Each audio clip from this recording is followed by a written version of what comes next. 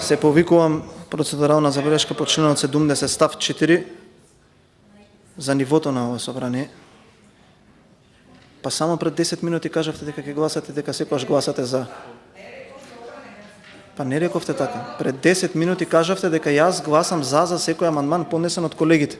Колеги, така мислам дека беше. Сега сите слушнавме во пленумот. Не само ние, слушнаа и граѓаните. И сега гласавте против.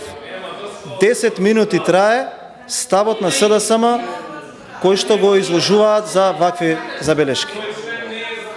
Ве замолувам да бидеме друг пат посериозни и тоа што ќе го кажеме тука, да застанеме на тоа и да останеме на тоа. 10 минути траеше ставот. Самата кажавте дека ќе гласате и секогаш гласате за сите амандмани поднесени од нас. Па сега гласавте против. И каква конзистентност на ставови е тоа? Немам ја проблем со тоа што вие така правите тука. Проблемот е што вие така правите со се.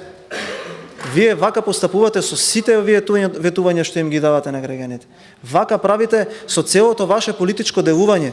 Па како да ви веруваат граѓаните кога пред 10 минути кажавте да, ќе гласам, сега гласавте против?